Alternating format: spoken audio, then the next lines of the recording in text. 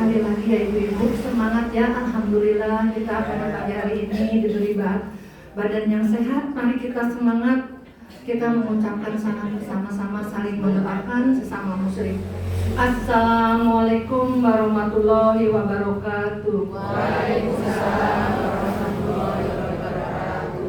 Alhamdulillahillazi arsala rasulahu bil huda wa dinil haq liyudhhirahu 'ala dini kulli wa kafa billahi syahida. Asyhadu alla ilaha illallah wa asyhadu anna Muhammadar abduhu wa rasuluh. Allahumma sholli ala Muhammad wa ala ali Muhammad wa nabiyya ba'da. Rabbi sholli sadri wa yassir li amri wahlul 'uqdatam min lisani yafqahu qawli. Ibu-ibu dan bapak-bapak yang dirahmati Allah, puja dan puji syukur selalu kita panjatkan kehadirat Allah Subhanahu wa taala yang memberikan kita beribu-ribu macam nikmat, terutama nikmat sempat dan nikmat sehat, sehingga kita pada pagi hari ini dapat berkumpul dalam keadaan sehat walafiat. Salam serta sholawat kita sampaikan kepada junjungan kita Nabi Muhammad SAW, yang selalu kita nanti-nantikan syafaatnya di yaumil qiyamah nanti. Ibu-ibu dan bapak-bapak yang dirahmati Allah, mohon maaf pada pagi hari ini ustadznya ustadz jadi-jadian ya Bu, nggak apa-apa ya Bu, kita belajar ya Bu, walaupun mungkin saya ilmunya masih sedikit. Marilah kita saling berbagi, karena kami dari Rumah Makan Gratis mempunyai program kajian 3 minggu dengan Ustadz Tuar, dan yang 1 minggu khusus untuk kami untuk belajar ya Bu. Kita sama-sama belajar, nggak apa-apa ya Bu, jangan kecewa ya Bu, Ibu jauh-jauh datang ke sini kok ternyata bulin yang isi, nggak apa-apa ya Bu ya. Kita sama-sama belajar, sama-sama berbagi. Insya Allah semoga apa yang saya sampaikan ini nanti ada manfaatnya, khususnya untuk saya sendiri dan juga untuk ibu-ibu dan bapak-bapak umumnya. Saya bukan ingin mengajari ibu-ibu, tapi kita sama-sama belajar ya Bu. Tapi sebelumnya ya Bu, seperti biasa ya Bu, umur kita sekarang di sini rata-rata udah pada 40 tahun ke atas ya Bu. Jarang yang umurnya di bawah 40, tapi nggak apa-apa, kita tetap semangat, kita mencari ilmu, insya Allah bisa untuk menjadikan bekal nanti kita di yaumil akhir. Ibu-ibu, ibu-ibu kadang-kadang kalau malam suka pipis-pipis terus nggak Bu ya ibu-ibu, bapak-bapak kalau malam bangun suka kadang-kadang kebelet pipis tiap jam, pipis jam lagi, tidur lagi sebentar, terganggu lagi pipis, kebelet pipis lagi. Ini saya mungkin sedikit kita sama-sama belajar ya Bu ya ibu-ibu, untuk supaya mengurangi pipis yang bolak-balik ya Bu, karena kadang-kadang kita tidak baru enak-enak bobok terus. Nah ini untuk sedikit mengurangi, dan kita juga sambil berzikir untuk itu. Kita sebenarnya untuk melancarkan peredaran darah kita, juga untuk kandung kemih kita Bu. Jadi kita bisa mengatur nggak yang beseran ya Bu ya. Tapi saya juga sendiri mengalami sering pipis baru mau enak-enak Bu, sebentar udah pipis, sebentar lagi pipis. Ini kita sama-sama ya Bu, supaya manfaat. Ini misalnya ibu dan bapak lagi duduk sendiri atau apa sambil pikiran, kita gini Bu. Ini ujung tangan kita ini dengan sini ya Bu, kita begini, kita tangkupkan, tapi harus bunyi karena yang ini peredaran darah di sini untuk peredaran kandung kemih. Jadi ini dengan ini harus tapi kita nggak begini Bu, mungkin nggak. Jadi gini, kita sambil dikir, kita sambil duduk, tapi jangan dekat HP ya Bu, minimal 100. Tapi nggak usah dihitung, nggak apa-apa, pokoknya udah kira-kira banyak. Nah gitu, jadi kita gini ya, sambil dikiran la ilaha illallah, la ilaha illallah. Bapak-bapak juga Pak, mungkin bisa untuk mengurangi pipis kalau malam.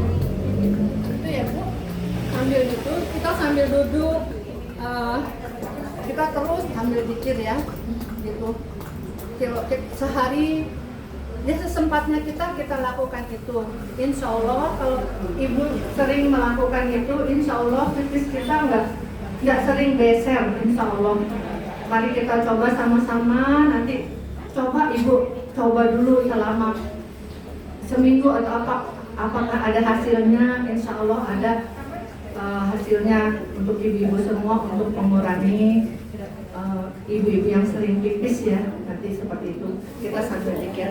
Nah nanti untuk yang kemarin yang saya berikan itu yang 5, nanti kapan-kapan pas saya nggak ngisi, mari kita sama-sama ya Bu, yang 5 untuk membuka otak kiri dan otak kanan kita supaya kita tidak mudah pikun, Alzheimer, dan kita supaya lebih mengingat ingatan kita kembali nanti insya Allah kalau pas saya lagi nggak dapat tugas ya Bu ya. Sekarang Eto ini dapat tugas dari rumah makan gratis untuk memberikan sedikit yang insya Allah akan kita pelajari sama-sama, karena kita pernikahan itu adalah ibadah terpanjang kita ya Bu ya.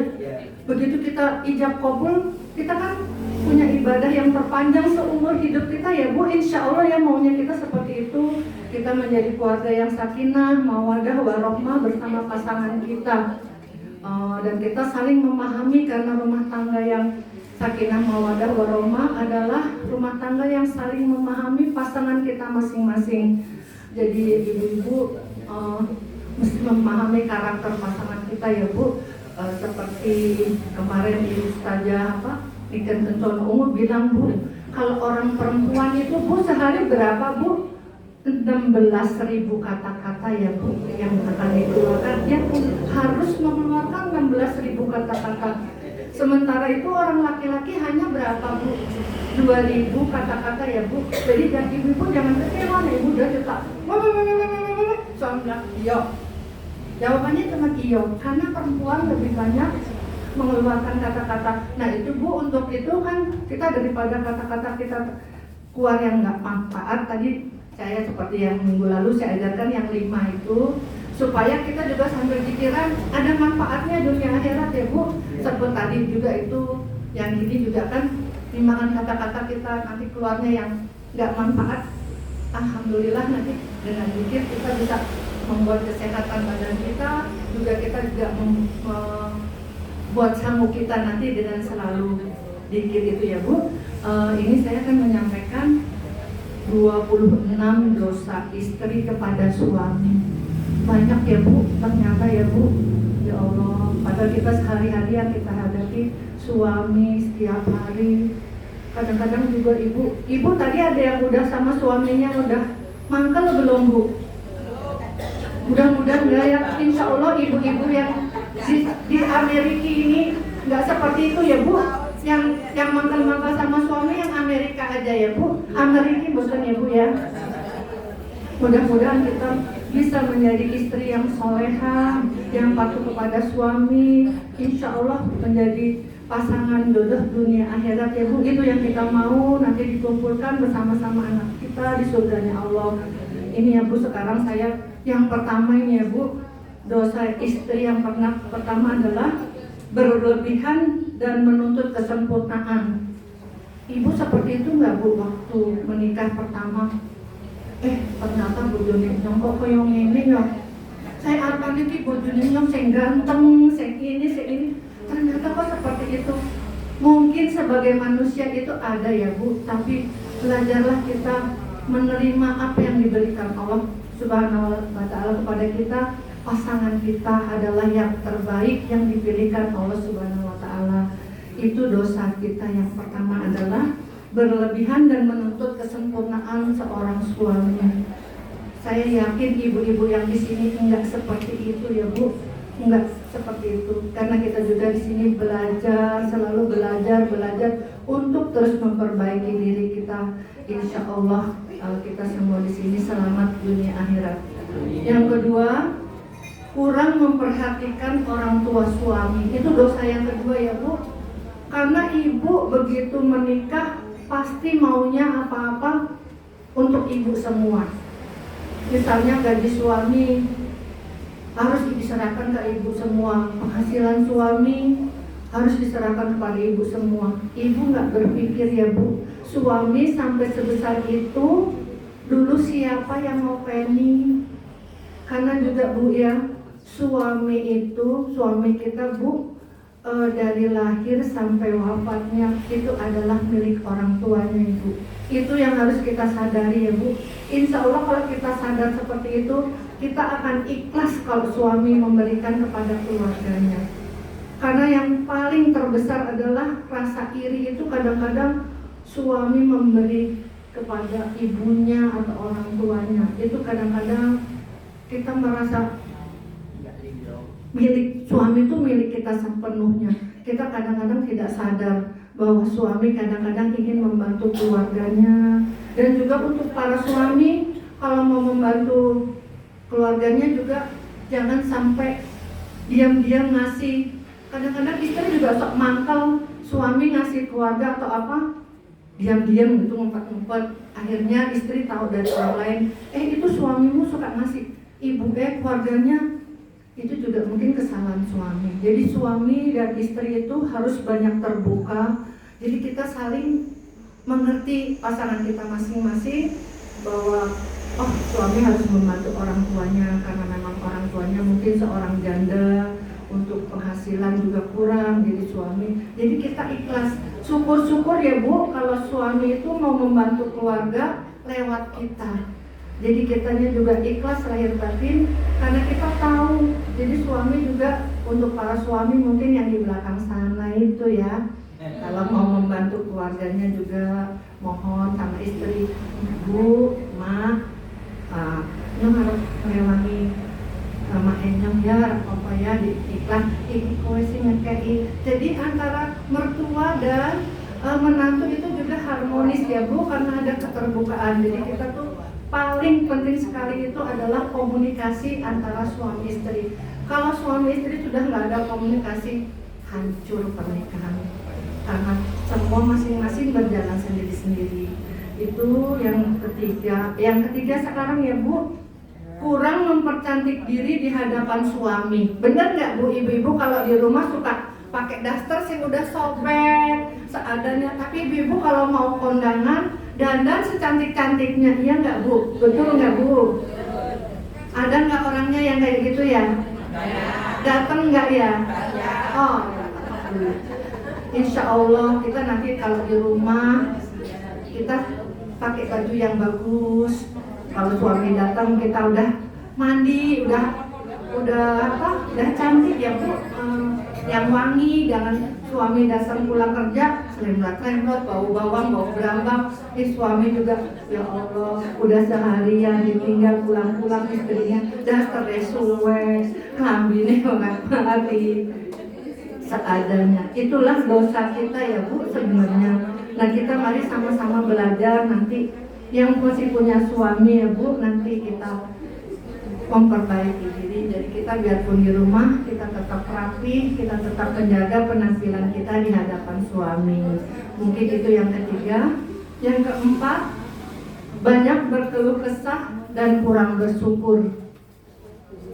Itu ya Bu, kayaknya semua kayak gitu ya Bu. Banyak yang punya angklung itu banyak ya kalau ibu-ibu, apalagi yang udah tanggal tua, butuh beli ini, beli itu, anaknya mau minta bayaran, pasti mumet ya Bu.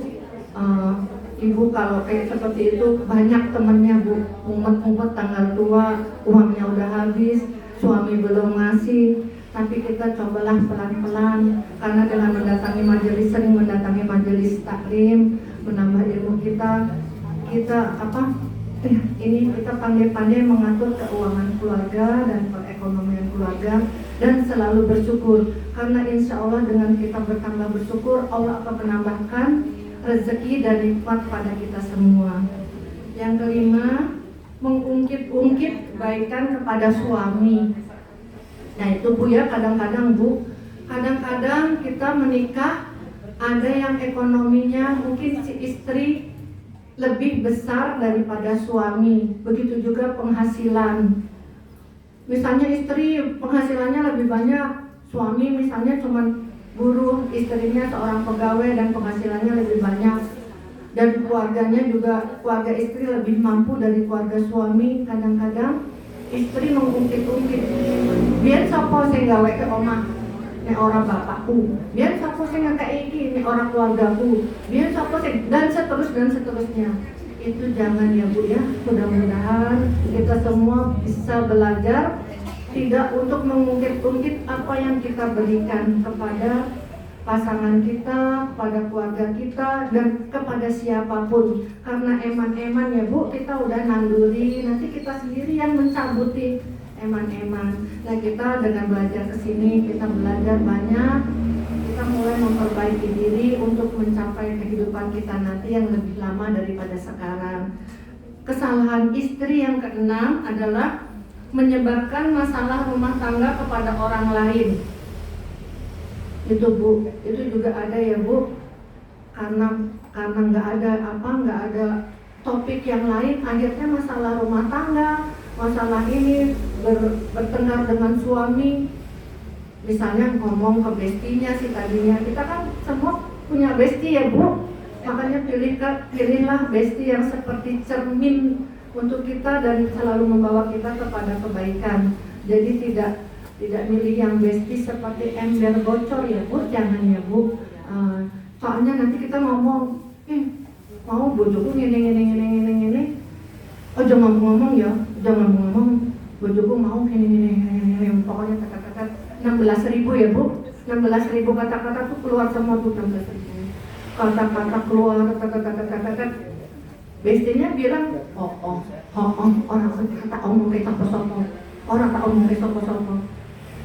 Nanti bestinya ini Bu juga ngomong lagi ke bestinya yang lain. Ojo omong-omong ya, bojone Bu Pulana jangan gini. Dari sopo? Dari Pulana dewe gitu. Terus dia ujung ngomong-ngomong ya, jangan ngomong. Nanti bestinya lagi ngomong lagi Bu. Akhirnya apa ya Bu? Aib di dalam rumah tangga kita tersebar. Semua bilangnya ojo ngomong ya. Tapi sumbernya itu dari kita sendiri. Dari kita yang ngomong ojo omong-omong, tapi kita ngomong pertengkaran kita dan keadaan rumah tangga kita ke suami. Jadi ya Allah, nanti juga jangan ngomong terus, itu akan berlangsung terus. Semoga tidak seperti itu.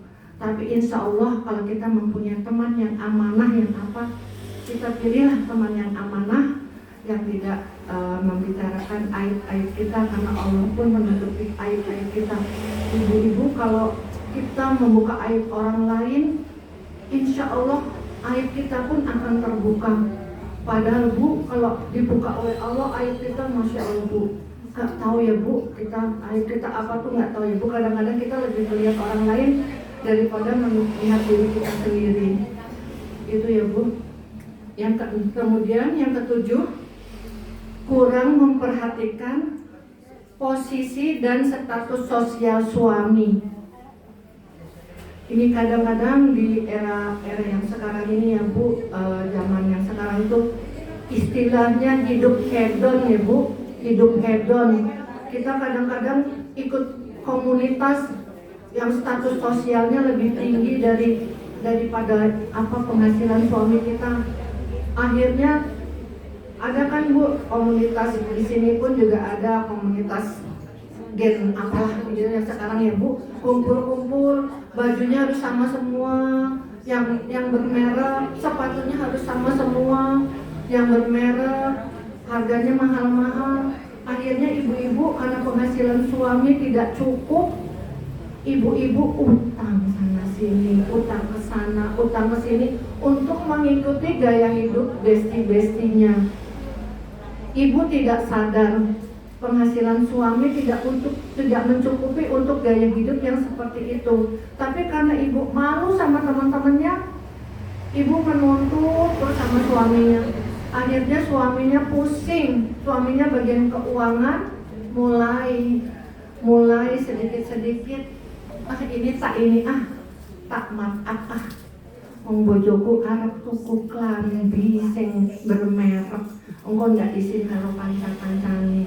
Arep tuku sepatu sing bermerek, engko ndak isin karo kanca-kancane. Akhirnya yang angka harusnya 5 jadi 9 dan mengadakan proyek-proyek fiktif. Akhirnya itulah suami akhirnya berbuat yang tidak benar di kantornya dengan mengkorupsi uang-uang yang seharusnya tidak keluar dan seharusnya tidak dimiliki karena tuntutan istri, dan tidak sadar atas status sosial suami, menyebabkan suami terjerumus ke jurang yang dalam. Mudah-mudahan yang di sini tidak seperti itu. Kami hanya mengingatkan, hiduplah sesuai dengan keadaan kita masing-masing. Jangan kita hidup dengan tuntutan kepada suami. Itu ya Bu, kesalahan yang ketujuh. Kemudian yang kedelapan, kurang membantu suami dalam kebajikan dan ketakwaan. Itu Bu, kurang membantu suami dalam kebajikan dan ketakwaan ya Bu, yang kedelapan.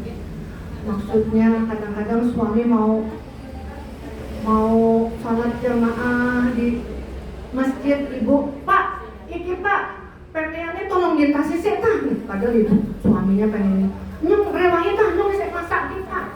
Iki mas agan Bu, aku tak siap-siap. Orang ini tolonglah sedelo. Akhirnya suami telat sholat berjamaah di masjid, karena kewajiban orang laki-laki kan sholat berjamaah di masjid ya Bu ya. Kita ini kan kurang membantu suami yang tadinya yang udah siap-siap mau ke masjid, karena sayang sama istri, ya wes lah tak ngentasi se. Akhirnya sudah koma, udah ini suami akhirnya telat sampai di masjid sudah selesai. Jangan ibu ya, itu kesalahan seorang istri yang kedelapan.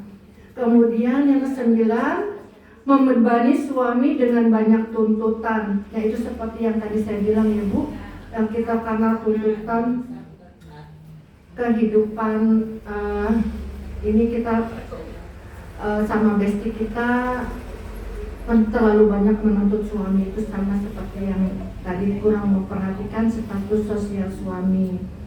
Yang ke-10, membuat suami risau dengan banyak menjalin hubungan. Jadi ibu biarpun punya suami, tapi ibu bebas berhubungan dengan siapa-siapa. Suami jadi rasanya ragu-ragu, was-was terus sama ibu. Piye ya bodohku kok pergaulannya seperti ini, gimana gitu. Itu juga jangan, itu dosa yang 9. Yang ke-10, yang 11 maaf, bersikap nujus terhadap suami. Ibu tahu nujus apa Bu? Nujus apa Bu? Ada yang tahu nggak Bu? Ya ini bentar ya, saya ini. Nujus adalah salah satu sikap durhaka terhadap dan menunjukkan permusuhan dan pemberontakan yang dilakukan oleh salah satu pasangan terhadap pasangan yang lainnya. Jadi ibu mantel atau terlalu tidak suka sama suami. Kalau suami gini dinasehatin, ibu selalu membantah. Jadi nujus itu ya Bu, kita hanya kalau ketemu suami, kono cepet-cepet lah, nona ketemu dia, enggak teman jadi dia gitu. Jadi itu ada rasa ikhlas ibu menjalankan kewajiban sebagai istri. Ibu tuh mangkel gitu, maksudnya lihat suaminya ada di rumah, cepet lah kono gitu. Ibu males nek ketemu dia gitu. Tidur juga kalau suami ibu memenuhi, ibu tarik selimut kalau kita ke suami juga, itu sifat nujus ya Bu ya. Jadi menunjukkan sikap bermusuhan kepada pasangan kita masing-masing. Yang ke-12, menolak ajakan suami berhubungan intim ya Bu. Itu yang banyak ya Bu, apalagi yang seumuran kita yang sudah menopause. Itu kadang-kadang kita suka banyak alasan ya Bu. Sok kadang-kadang ya suami udah colek-colek kode. Ini maaf ya, kita membicarakan untuk memang seperti itu ya adanya ya. Kita karena sudah menopause dan sudah lelah, kadang-kadang masuk angin, masuk angin. Terus kerukupan ini suami udah tanda-tanda. Kan kita masih punya kode-kode ya Bu, setiap rumah tangga kan masih adalah kode-kode yang kita mengerti dengan pasangan kita masing-masing. Kalau suami sudah mulai ada kode-kode, ibu masih males ngadeni, apalagi yang sudah menopause sudah ini dan lain-lain, mesti males. Eto-etoe masuk angin ya Bu. Ini mungkin ada pengalaman pribadi juga ya Bu ya. Maafin ya. tapi nama suami saya nih yang ada di belakang. Kadang-kadang, mari kita belajar jangan seperti itu ya Bu. Karena kalau kita menolak ajakan suami dengan tanpa alasan yang memang betul-betul kita memang tidak sanggup, tidur kita ternyata Bu dilaknat Bu semalaman Bu, ngeri nggak Bu? Ngeri ya Bu ya?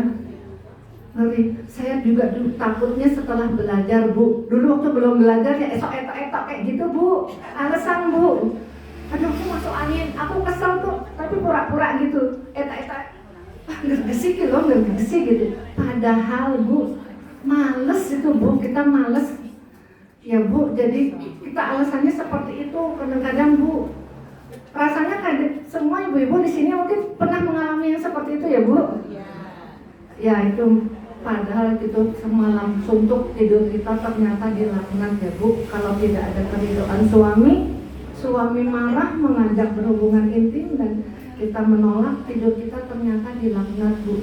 Waktu belum tahu sih enak-enak aja Bu kita tidur. Tidur masa bodoh pokoknya orasi dong, seneng. Gak jadi nih kita seneng. Ternyata efeknya itu ya Bu. Karena suami itu memang harus dihormati betul-betul Bu, seperti sabda Rasulullah SAW aja Bu, itu sebenarnya walaupun di atas onta Bu, kalau suami menghendaki kita harus mau, istilahnya seperti itu ya Bu, kasarannya. Jadi dimanapun tempatnya kalau suami menghendaki kita harus sedia.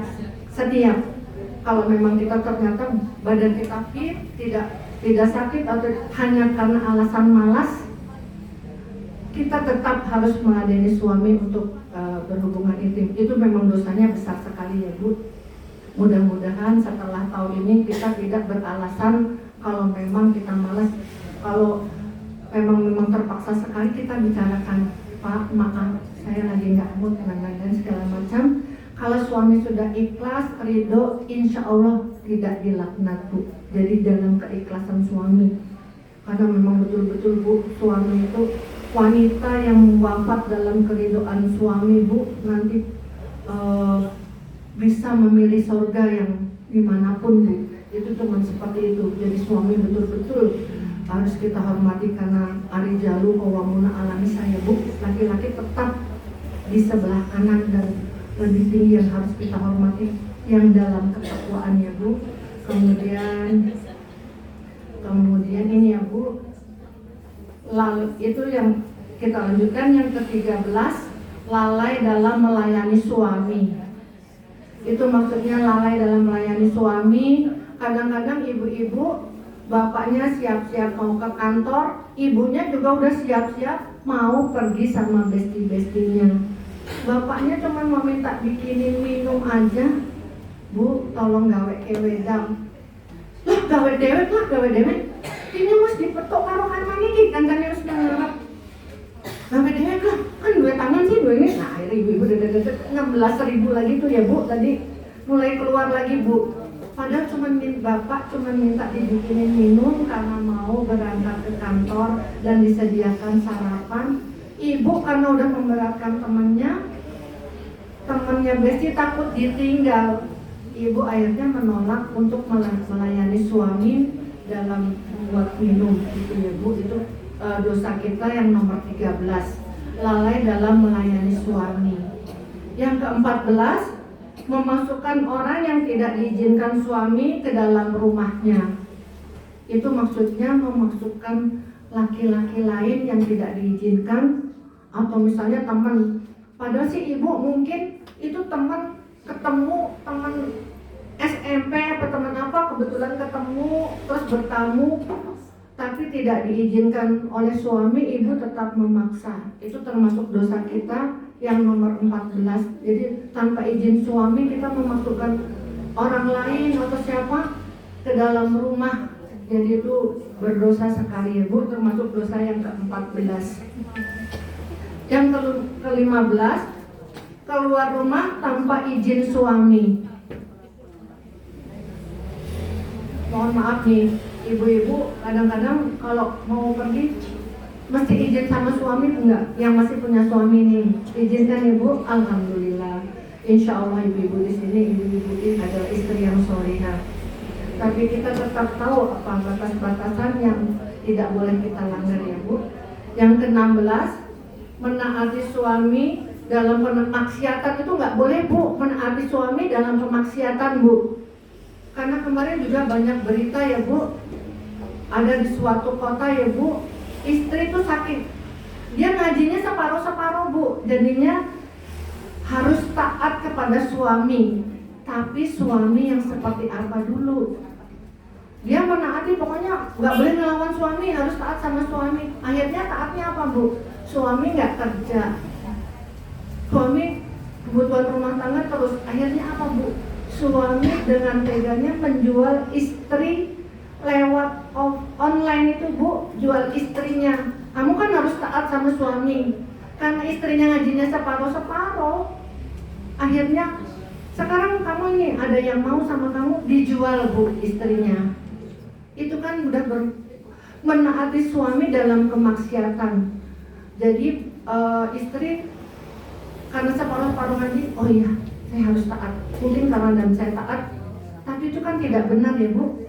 Istri akhirnya dijual. Istri dengan senang hati karena dia pikirnya udah taat sama suami, oh apa-apa lah, pasti aku dimaafkan oleh Allah karena aku kan taat sama suami. Dijual, dia tidak melawan, malah menikmati. Itu naudzubillah min dzalik. Ada suami yang seperti itu. Oh itu jangan sampai seperti itu ya. Jadi kita ngaji juga jangan separuh-separuh yang diambil ya Bu. Jadi kita tahu kalau jangan sampai kita menaati suami dalam kemaksiatan. Terus suaminya ternyata habis jual istrinya, uangnya sebagian buat apa Bu? Buat minum-minum, buat beli rokok, buat itu. Naudzubillah min dzalik. Jangan sampai seperti itu ya Bu. Jadi kita tidak, kalau untuk yang seperti itu kita tidak usah menaati suami, karena menaati suami dalam kemaksiatan itu termasuk juga dosa. Yang ke-17,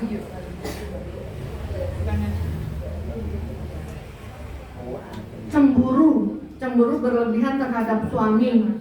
Itu juga ya Bu, kadang-kadang saking emannya sama suami dilalah ketemu cewek cantik, rondo mending ya, suaminya lagi ngobrol, padahal cuma dia tanya, Pak alamat rumah ini Bapak tahu nggak Pak? Istri dia lihat, siapa ya? Kayak anak 6, cantik lagi. Nah apa ya, suami pulang langsung 16.000 keluar lagi. Keluar marah-marah sama suami karena cemburu yang berlebihan ya Bu. Jangan sampai seperti itu termasuk dosa yang ke-16. Suaminya cuma ditanya alamat aja saking udah mangkalnya karena yang tanya cewek cantik, terus rondo meneng, terus sudah marah-marah tanpa alasan dan tanpa sebab. Suami juga bingung lah, Bu mau kayak main takon alamat kok saya nggak ngapa-ngapa, alah kue biasa ini terus kue tuh tebar pesona ya ini. Seperti itu ya Bu, jangan sampai seperti itu. Yang ke-18, buruknya perilaku istri bila suami berpoligami. Itu ya Bu, kadang-kadang suami yang sudah mampu itu memang diizinkan suami beristri lebih dari satu, asal sudah mampu dan bisa adil terhadap istri-istri yang lain. Kadang seperti itu ya Bu, istri memang sangat berat untuk mengizinkan suami berpoligami. Tapi sekarang yang banyak sekarang suami juga mengambilnya juga sebagian, boleh beristri lebih dari satu. Jadi belum mampu, belum apa-apa juga sebagai alasan itu boleh beristri lebih dari satu. Ayat yang lain tidak diambil. Jadi yang bila sudah mampu berlaku adil dan mampu memberikan nafkah lahir dan batin kepada istri-istrinya itu tidak diambil, hanya diambilnya sebagian saja, boleh beristri lebih dari satu. Jadi seperti itu ya Bu. Jadi kita juga bapak-bapak juga mungkin mengaji, tapi ambillah ilmu yang lengkap. Satu ayat jangan diambil sepenggal-sepenggal. Jadi jangan diambil enaknya aja. Kadang-kadang kita ngaji, kita ambil yang enaknya aja, oh boleh kok, tapi nggak diteruskan ayatnya dan yang lain-lain seperti itu tidak diteruskan. Yang ke-19, lalai dalam hal mendidik anak-anak. Jadi ada ibu-ibu juga yang membiarkan anak-anaknya tidak dididik dari kecil, karena ibu adalah madrasah yang pertama, madrasah ula ya Bu, yang pertama untuk mendidik anak-anak kita. Semua perilaku baik dan buruk anak-anak itu adalah dimulai dari awal, dari seorang ibu ya Bu. Kalau ibunya mengajarkan baik, sopan santun, dan adab, akhlak yang akhlakul karimah, dari awal insya Allah anak-anak kita juga akan mengikuti. Karena kita ini cerminan dari untuk pendidik anak-anak kita, kita akan menjadi cermin tuh Bu, anak-anak kita mau. Kadang-kadang ya Bu, ibu salah ini. Terus orang popo, kalau ngomongnya nakal orang popo, empon nek wis gede kan wis ngerti, dia tahu sendiri. Tidak seperti itu Bu. Dari kecil kita perkenalkan yang baik-baik, insya Allah dia akan mengerti. Jangan kita membiarkan, wis ben wae lah. Nah kalau si cilik, empon nek gede kan ngerti dewek. Iya kalau ngerti, kalau sudah terlanjur ibu mau apa? Kan seperti itu. Jadi ibu adalah madrasah yang pertama untuk anak-anak. Jangan sampai kita lalai dalam mendidik anak, karena itu termasuk dosa yang ke-19. Jadi kita didiklah anak mulai dari awal dengan kebaikan, dengan adab, akhlak dan ilmu-ilmu yang bermanfaat. Kan kita perkenalkan anak dengan agama kita sejak dini agar anak bisa mengerti. Yang ke-20, kurang perhatian terhadap kondisi dan perasaan suami. Itu yang dosa kita yang ke-20 ya Bu. Kadang-kadang suami pulang kerja, banyak kerjaan dan banyak apa masalah di kantornya, ibu-ibu tidak peka. Suami malah diajak, Pak, ayo Pak, metu Pak, manganang jogo ya Pak, aku malas masak. Padahal suami lagi rumit dengan masalah-masalah di kantor, sedang banyak tekanan di kantor. Ibu bukannya menghibur, malah ibu mengajak macam-macam dan yang lain-lain. Akhirnya suami timbul amarah pada suami karena pusing mikir kerjaan, malah istrinya minta makan di luar, minta belikan ini dan itu. Jangan sampai seperti itu. Kalau kita mau ngajak bapak atau pergi atau apa, kita lihatlah kondisi suami sedang dalam keadaan apa. Kalau suami moodnya sedang baik, ayo kita sama-sama makan keluar yuk Pak, ini kita udah lama nggak ini gitu. Jadi kita lihat juga keadaan suami, kita jangan asal ngajak kebutuhan kita. Kemudian yang ke-21, menyebarluaskan rahasia tempat tidur. Seperti itu ya Bu. Jangan sampai kita menyebarluaskan rahasia tempat tidur kita kepada orang lain seperti yang tadi kita bilang. Jangan sampai kita menyebarkan bojoku saiki wis tuwa, saiki wis ngene, wis ora iso koyo ngene ora iso, wis loyo dan segala macam-macam dan lain. Naudzubillah min dzalik. Jangan sampai satu orang pun, baik itu sahabat kita yang terdekat, baik itu keluarga kita, sampai tahu rahasia tempat tidur kita. Jangan sampai seperti itu ya Bu.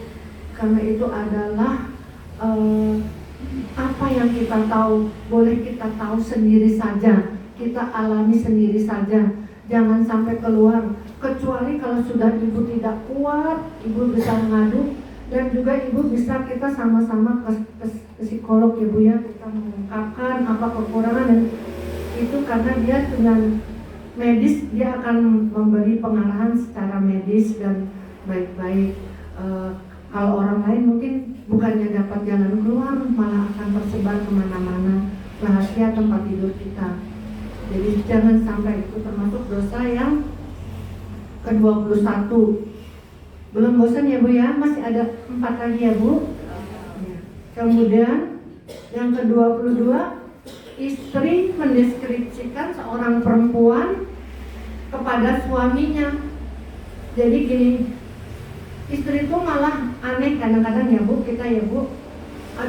Ada orang janda muda yang cantik itu malah, Pak, kain paneman ya Pak, bukai itu Bu Fulana kain ayu Pak, kok malah saiki dipegat karo bojone, padahal wong apian ini pokoknya gini-gini. Jadi ibu malah ini loh, mendeskripsikan pada suaminya wanita yang lain gitu loh Bu. Akhirnya siapa Bu yang salah? Suaminya akhirnya, oh tanya ya, Oh ternyata iya, kowe akhlake api, wonge anteng, ayu, ora akeh tuntutan. Akhirnya suami apa Bu? Memperhatikan si janda tadi muda tersebut. Akhirnya yang gelo sendiri siapa Bu? Ibu sendiri kan ya Bu. Nah itulah dilarang mendeskripsikan orang wanita lain yang lebih dari kita kepada suami Bu. Salah-salah Bu, suami wah aku harus mampu tak tambah meneh Bu ya, si meneh. Di situ nanti ibu ngamuk-ngamuk. Padahal yang tadinya yang mendeskripsikan siapa Bu?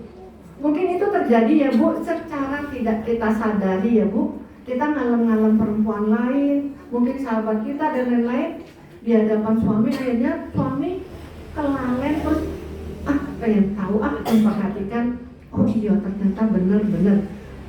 Kadang-kadang pun sahabat kita, Pak sahabat Dewi, sahabatku malas Pak ini apa habis ditinggal meninggal suaminya, padahal dia ngomongin ini apikan banget ini.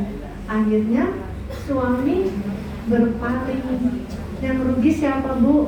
Ibu kan ya. Itu. Jadi jangan sampai kita mendeskripsikan wanita lain kepada suami kita. Yang ke-23, menggugat kepemimpinan suami. Kadang-kadang ada ibu-ibu yang merasa the power emak-emak ya Bu. Ibu bisa apa-apa sendiri. Aku bisa ngorek duit, aku bisa ini sendiri, memimpin anak-anak sendiri. Bapak kadang-kadang ibu lulusan sarjana dari luar negeri segala macam ini merasa mampu ini, suami hanya lulusan SMA. Akhirnya suami tidak ada harga diri.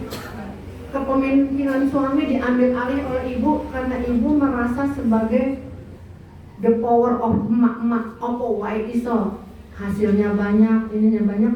Ibu merasa seperti itu. Akhirnya kepemimpinan suami Pak iki anak dhewe arep jadi nganten. Terus ojo karo kuwi akhlake kurang. Apa kok ngerti apa? Kan iso. Kan sugih wong tuane sugih ngene. Suami tidak ada artinya. Tidak bisa dimintai pendapat karena ibu merasa ibu sudah mampu segalanya dan ibu tahu seolah-olah ibu menjamin anaknya dengan menikah dengan si fulan pasti akan bahagia karena dia kaya dan lain-lain dan setara dengan ibu seperti itu. Jadi suami tidak ada suaranya untuk berpendapat. Itu istri yang menggugat kepemimpinan suami. Yang ke-24, istri yang ikhtilaf dan tabarut di hadapan kaum laki, di hadapan suami. Ya Bu, itu maksudnya adalah ikhtilat itu adalah berinteraksi perempuan dan laki-laki yang bukan mungkin tanpa batasan. Jadi kita punya suami tapi kita ikut kemana-mana, healing kemana-mana dengan suami orang, dengan ini dan itu pokoknya yang tanpa batasan dan tanpa izin dari suami. Tabarut menunjukkan kecantikan yang tidak sesuai dengan standar Islam. Jadi kita pergi-pergi itu kita dandan yang cantik-cantik, padahal kita perginya sama suami orang, satu grup komunitas, misalnya kita mau komunitas apa, kita dandan yang secantik-cantiknya agar orang yang tertarik melihat kita dengan kecantikan kita dandan yang berlebihan di hadapan laki-laki lain yang bukan muhrim kita atau bukan suami kita. Itu jangan sampai, itu adalah termasuk dosa yang ke-24. Kemudian yang ke-25, kurang setia terhadap suami. Itu ya Bu, sekarang banyak yang terjadi perselingkuhan karena kadang-kadang tuntutan zaman juga, kadang-kadang ikut-ikutan teman. Jadi saling ada juga sekarang grup yang change partner. Naudzubillah min dzalik ya. Kalau kita jangan sampai mengenal yang seperti itu. Jadi bertukar-tukar pasangan dengan kerelaan. Jadi ini tukar sama ini tukar sama ini. Naudzubillah min dzalik. Karena dengan seperti itu tidak ada sedikit pun bau surga yang akan kita dapatkan. Kemudian yang terakhir, dosa istri terhadap suami adalah kurangnya ketakwaan kepada Allah setelah berpisah dari suami. Jadi maksudnya istri adalah istri-istri yang ditinggalkan suami. Dulu waktu masih punya suami sudah berjanji sehingga setia gini. Kemudian belum ada bentar suaminya meninggal sudah lupa janjinya. Ya mungkin kita nggak apa-apa kalau memang ada jodoh lagi, mungkin setelah ditinggalkan oleh pasangan kita tidak apa, tapi kita sesuai dengan apa yang telah ditentukan Allah Subhanahu wa Ta'ala dengan menjalani masa idah dan lain-lain, dan kita sesuai dengan syariat Islam. Mungkin itu 26 dosa istri kepada suami yang bisa saya sampaikan. Ini karena ini kita masih ada waktu sedikit ya Bu, kita mari belajar sama-sama ya Bu, doa berlindung dari 4 perkara. Yang tadi saya tambahin sedikit ya Bu, doa berlindung dari 4 perkara. Oh ini saya tambahin dulu Bu sedikit ini Bu, 7 indikator kebahagiaan dunia akhirat ya Bu, untuk kita bisa menjadi istri-istri yang soleha. Tadi kita sudah belajar 26 dosa istri. Semoga kita semua setelah belajar ini menyadari dan kita tidak akan melakukan apa yang 26 ini. Kita mendapatkan 7 indikator kebahagiaan dunia akhirat bersama pasangan kita. Yang pertama adalah kolbun sakirun, atau hati yang selalu bersyukur. Jadi apapun yang kita dapatkan dalam kehidupan berumah tangga, kita selalu bersyukur. Insya Allah, Allah akan menambahkan nikmat kepada orang yang selalu bersyukur, menambahkan nikmat pada kita dengan rezeki yang tidak disangka-sangka, yaitu kolbun yang selalu bersyukur ya Bu. Hati kita, dapat segini bersyukur, dapat segini bersyukur. Susah, nanti insya Allah, Allah selalu memberikan jalan keluar kepada orang yang hatinya selalu bersyukur atas apa yang didapat dalam kehidupan berumah tangga. Yang kedua, al-aswaja solihan, yaitu pasangan yang soleh yang tidak akan menjerumuskan kita ke dalam jurang kesengsaraan atau jurang nanti kita mendapatkan neraka. Jadi semoga kita mendapatkan pasangan-pasangan yang soleh yang akan membawa kita bersama-sama nanti ke surganya Allah Subhanahu wa Ta'ala. Yang ketiga, waladun abror, atau anak-anak yang soleh dan soleha. Mari kita selalu mendoakan anak-anak kita semoga menjadi anak-anak yang soleh dan soleha, karena hanya ada 3 yang akan kita bawa nanti ya Bu, 3 perkara yang akan kita bawa nanti, yaitu yang pertama anak-anak yang soleh yang akan mendoakan kita nanti yang akan kita bawa. Yang kedua, ilmu yang bermanfaat selama kita masih membawakan ilmu yang kita berikan kepada orang-orang lain masih dipakai, insya Allah akan kita bawa nanti sebagai sangu. Yang ketiga, amal jariah ya Bu, itu ya Bu. Jadi semoga kita mempunyai anak-anak yang soleh-solehah yang akan mendoakan kita nanti setelah kita tiada.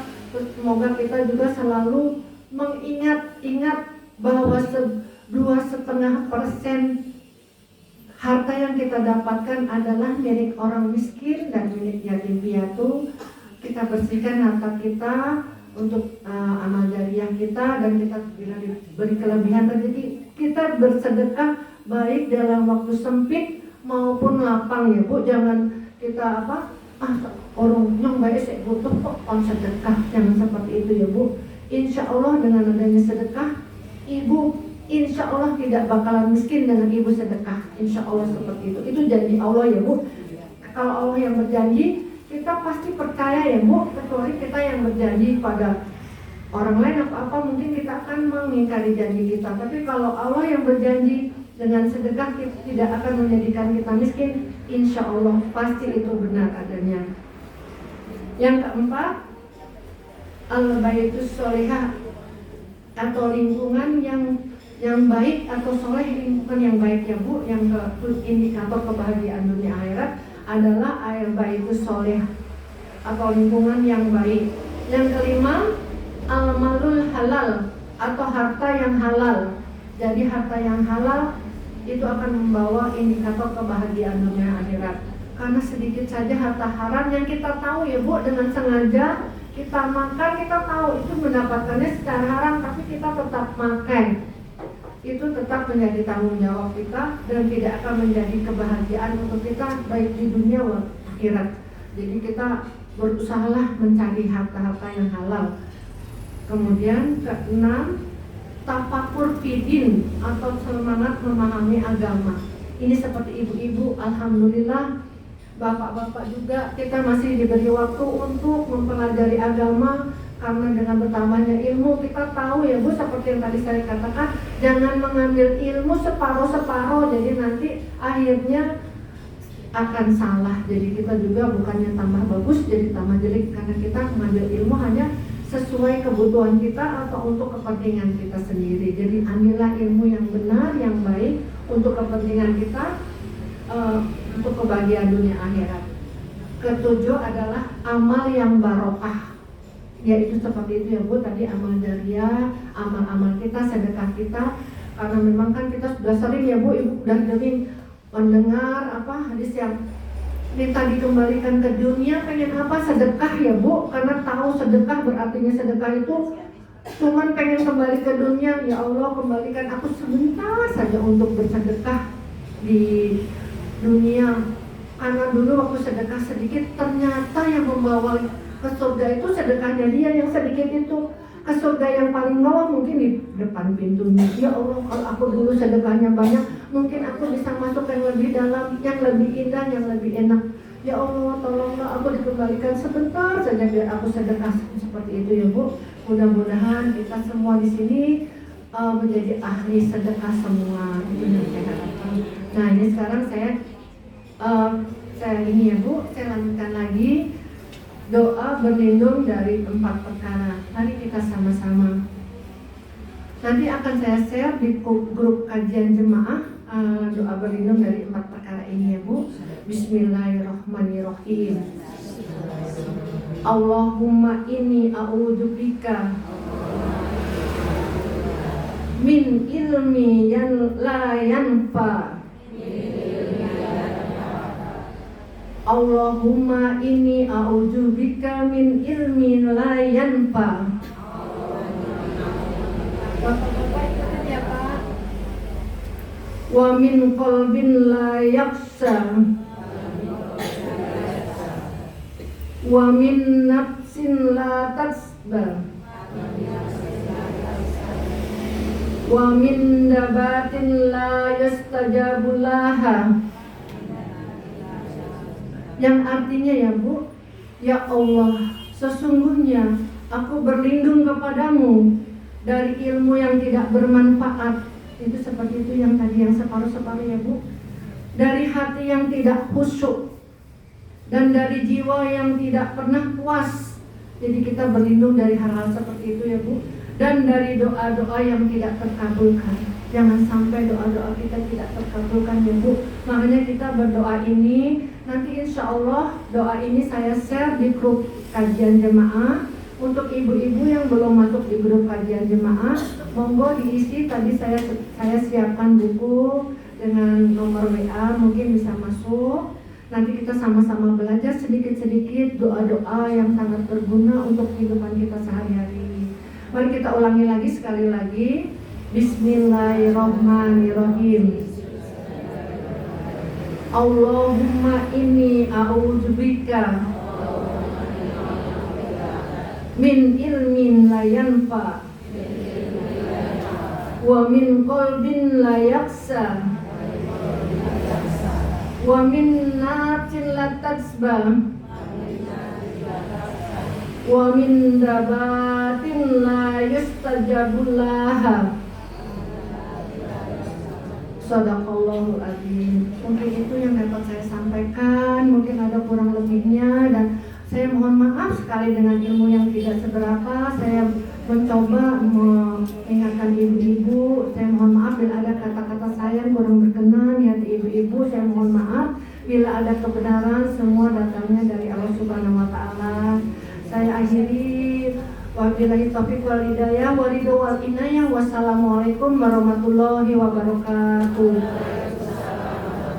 Mari kita sama-sama berdoa ya Bu, kepada Allah Subhanahu wa taala. Bismillahirrahmanirrahim. A'udzubillahi minasyaitonir rajim. Hamdan sakirin, hamdan na'imin, hamdan li'afini amahu wa yuqafi maidah. Ya Rabbana lakal hamdu kama yanbaghi wa sikal kalbini wa adimi Allahumma firli muslimin wal muslimat wal mu'minin wal mu'minat al ahya'i minhum wal amwat innaka sami'ul qadiyul hajat. Rabbana dolamna anfusana wa in lam taghfir lana wa tarhamna lanakunanna minal khasirin. Allahumma in as'aluka salamatan fid din wa afiatan fil jasadi wa ziyadatan fil ilmi wa barakatan fil rizqi wa tabatan qabl maut wa maghfiratan ba'dal maut. Allahumma hawin alaina fi sakaratil maut wa najatan minan wa afwahinal hisab. Rabbana atina min ladunka rahmah wa hayyi lana min amrina rasada. Rabbana atina fid dunya hasanah wa fil akhirati hasanah wa qina adzabannar. Subhana rabbika izzati amma yasifun wa salamun ala mursalin walhamdulillahi rabbil alamin. Al-Fatihah.